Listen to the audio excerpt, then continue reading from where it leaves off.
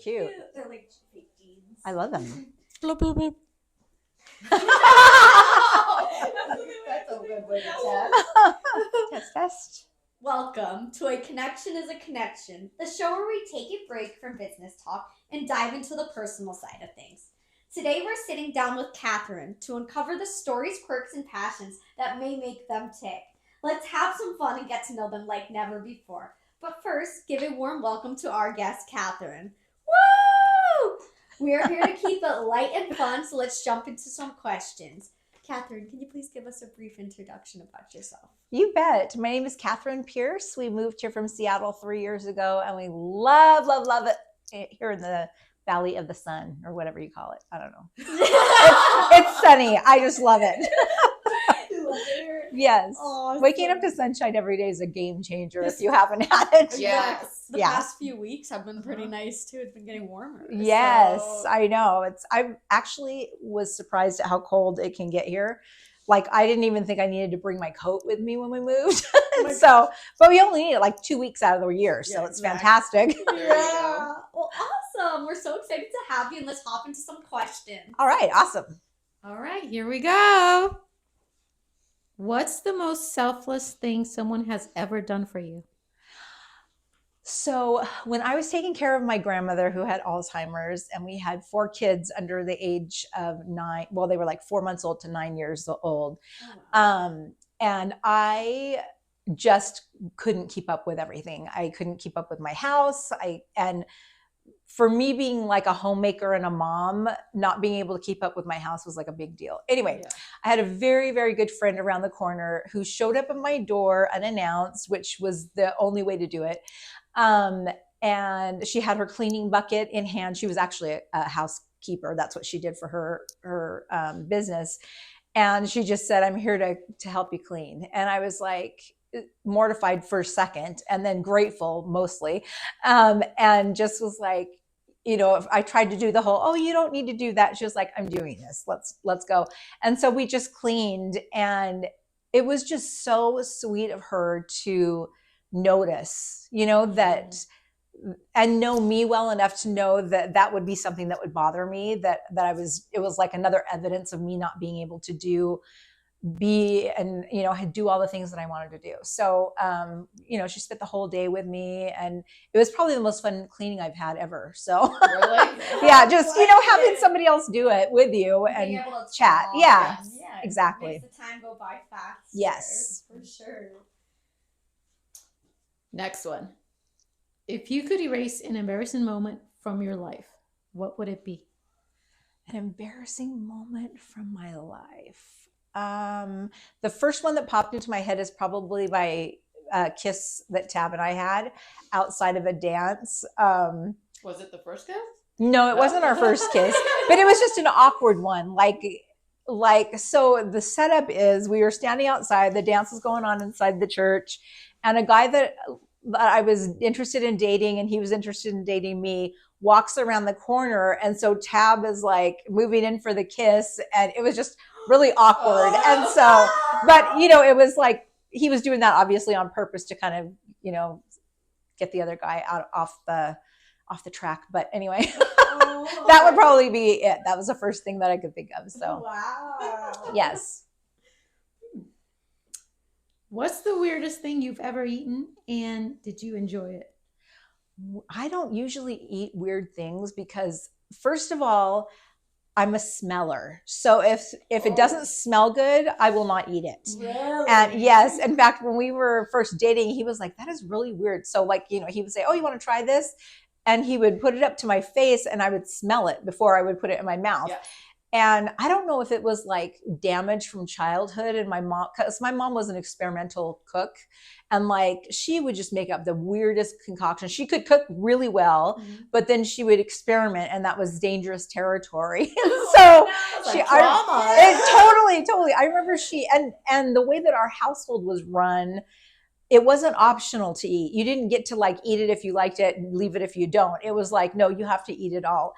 And I remember this one time she was experimenting with using whole grains and stuff like that. And she made this casserole that had like wheat berries and some other stuff, no meat, but that had prunes in it. Ooh, And I was like, this is just wrong. so wrong. But yeah. So anyway, so I think it's a trauma reaction. oh my I can see that. Yeah. Well, if you're being forced to eat, of Exactly. course that's trauma. Yes. Wow. What's the worst tan you've ever had? The worst tan I've ever had. I don't know that it ever actually went into a tan. It was more of a sunburn. But my friend and I had gone to Lake Chelan, and we just had like those floater mattresses or whatever. And we just, laid out, I mean, like for hours and hours on the lake. And our sunburns were so bad that like, as we were driving home, if the sun touched our skin, it was, if I don't get skin cancer at some point in my life, I will be shocked, because I just was not, I never wore sunscreen. Yeah, none of that. So anyway, and now I'm like, but look at my wrinkles. I shouldn't have done that. Do you wear sunscreen now at least? No, actually I don't. No. I still don't. Let's go. It's, we're all Yeah. good with that. Yeah. Exactly. What's one thing you've learned about love or friendship that you wish you'd known sooner? Just to be myself, both in love and in friendship.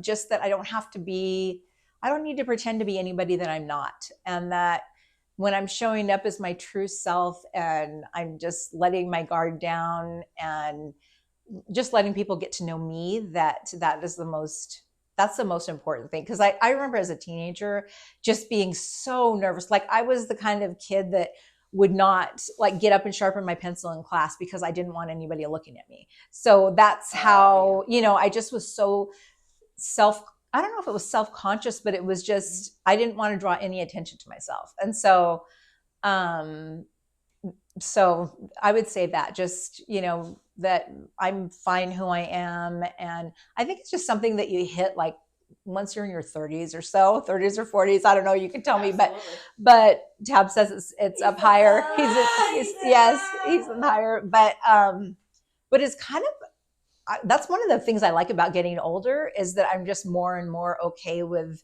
who I am and not feeling like I have to be pressured into being something that I'm not. And I can't even imagine growing up with, because I grew up without social media, and I didn't have all the pressures of having to look perfect all the time and being camera ready all the time and all that stuff. I really feel for our youth. So, but yeah, that's to answer the question. Sorry, I kind of went off on a tangent. All good. Yeah. All good. No, but it's so true. Like today, like we feel like we have to get dressed up and wear certain things, and we shouldn't have to. Just be yourself. Be who you want to be. Yes, exactly. Catherine, we have a special question that we ask every single one of our guests. Okay. What are you doing for God? What am I doing for God? I am empowering and encouraging everyone that I come in contact with just to be their best selves, and not to just to be true to themselves and be the best person that they want to be. Because if you're trying to be the best person that you can possibly be, you're not going to disappoint God in any way, because that's all he asks of us, is to be our best selves and to love each other and be accepting and give people grace. So yes, that's amazing. Absolutely. Thank you. Awesome. Let's hop into some more fun questions. All right. What's one mistake you made that turned out to be a blessing in disguise? Marrying no, I'm kidding. No, that has been nothing but blessings. One mistake that turned out to be a blessing, getting pregnant with our second son. It was not planned. And to give you a little backstory, so we had our first son, and then my younger sister had a daughter, when was Harrison born? So 6 months ahead of me. And she was at a point in her life, she was going through something. And so we brought Sybil, that's her name, to our house, and we watched her for about 6 weeks. And so it was really like having twins. Oh, wow. And anyway, but it was so stressful and so hectic. And evidently we had sex once during that time at least. But as soon as we sent Sybil home, I found out I was pregnant. And I was like, you have freaking got to be kidding me. I know. But honestly, all of our kids are huge blessings. But at the time I was like, this is just awful. I mean, I wouldn't have done anything like, gotten rid of him or anything, and he has just been such a blessing in our life. And I just laugh when I, think of that, because at the time I was like, no, but now I'm so grateful. He's such a good dad to his kids and a good brother and just a wonderful son. That's amazing. Thanks. Sometimes that happens. That's right. Have you ever been caught doing something you definitely shouldn't have been doing? I can't think of a time. I mean, I've done stuff that I shouldn't do, but I don't know. I don't know that I was caught actually doing it, but I knew that I did it, so that was bad, What about peeing on your sister? But I wasn't caught. I did that on purpose. So Tell us that story. Okay, so I was probably 11 or 12. So I was not a toddler or anything. I knew exactly what I was doing. And for some reason, I was sitting on my older sister's lap, and she and I kind of had a love-hate relationship with each other. And I was sitting on her lap for some reason, and the thought came into my head, it would be so hilarious if I peed on her. And so I totally had to concentrate too, because obviously, that's not what you're doing. And so I was sitting there waiting for it to happen. And it's not like I really had to go to the bathroom that bad anyway. But anyway, I peed on her. She shoves me off her lap. And I just am laughing so hard. And she probably still talks about it to this day. I don't know. I'm going to have to, next time I talk to her, I'm going to have to say, hey, remember that time? That's so interesting. That's a good one. It is. What's the most embarrassing thing you did as a kid that your family still teases you about today? Something embarrassing that my family teases me about. Oh, okay. Yes. I was thinking younger kids. So when we had our 4 kids, Tab was at a company where he was the top salesperson. So we won a trip to Disney World and all this other stuff. Well, he was really busy. So I decided I was going to make the arrangements for this family vacation that we had. And I went this was 1998. So I wasn't really familiar with Google reviews, if they even had them then or whatever. So I'm looking at hotel lobbies, right? The pictures that they put up there. And I'm like, oh, that looks like a good one. So I book us rooms at this Howard Johnson hotel. And it's, of course, in Disney World. So we're flying from Seattle to Florida. It's a long day. Our kids are, again, between 10 and 1 are their ages. And we get, I don't know what time of night it was, but we were all exhausted. And the hotel was just a dump. I mean, an absolute dump. They were supposed to have a crib in there for the baby and have an extra little, cot for the other kids. And we ended up having to rotate the kids sleeping on the floor. And anyway, it was just a dive. So since then, I have not had to make a hotel reservation for our family ever because I've lost my privilege on doing that. Yes. And it's every time we pass one, the kids or whoever's in the car that knows of that is like, Mom. We can't stay there again. No, definitely not. Oh my gosh, that's funny. What's the weirdest thing you've ever Googled? Weirdest thing I've ever Googled. I don't know if there's a weird thing that I've Googled. If, somebody had to look into my browser history. Maybe something I don't know. I'm really not that, I don't know whether I'm not that curious about weird things or I think that's it, really. I just Yeah. am not that curious Yeah. about weird things. I look up stuff like, what does passive aggressive mean? And, what, I'm trying to think of something. It's more, Like what words mean. yeah, like what words mean, or in what situation, would this be useful? Or the things I usually Google are how to do stuff, Sure. so like, how do I replace the battery in my car, that kind of a thing, because we have a Genesis and the battery is actually in the trunk. And so, but I just have learned, through being a mom and Tab being the one outside the home, that I needed to figure out how to do stuff. So I would just Google it, and YouTube videos are my friends. So Yes. Exactly. Thank goodness for you too. I know, yay. Common things that we usually just look Yeah. up. Yeah. If you could give a piece of advice to someone struggling right now, what would it be?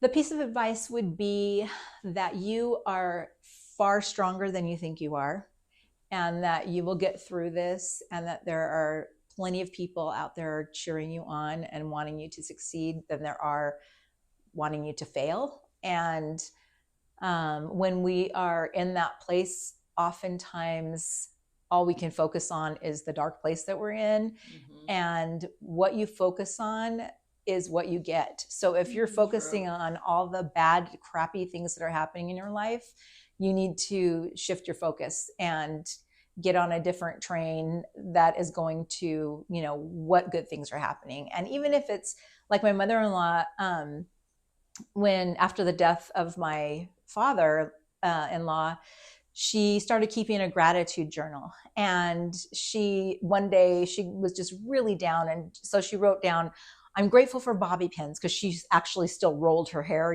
with bobby pins. Yeah. And she said, so sometimes, even though it's something as little as that, it helps to break that chain of everything is awful and my world's falling apart, to, what, there are beautiful things in the world. There are useful things in the world. And the other thing I would say is forget about yourself and your situation and go find somebody to serve, because that's going to get you out of the feeling sorry for yourself.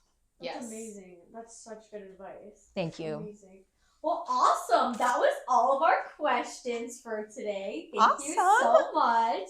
Catherine, thank you so much for your stories. You bet. It's been a pleasure having you as a guest. Can you give us a 30-second commercial of your business and how people can connect with you? You bet. So one of our businesses is Network Live, and that is how we met you lovely ladies. We host networking events, we do training, we do coaching, and you can find us at networkedlive.com. We have lots of events around the Valley and also online that people can participate in and get to know people and help their businesses grow. That's amazing. Well, thank you so much. You And bet. They can contact you on there. Yeah, networklive.com, Catherine at networklive.com. You can contact me that way. I'm on all the social channels, not on TikTok really yet. So, I'm kind of waiting to see if it's going to stay or go before I invest my time in it. Yeah. And I have to learn what it's about, because I honestly just don't. We got you. Yeah. We'll help you with that. Awesome. Well, awesome. Thank you so much, Catherine. Thank you, And guys. stay tuned for the next interview.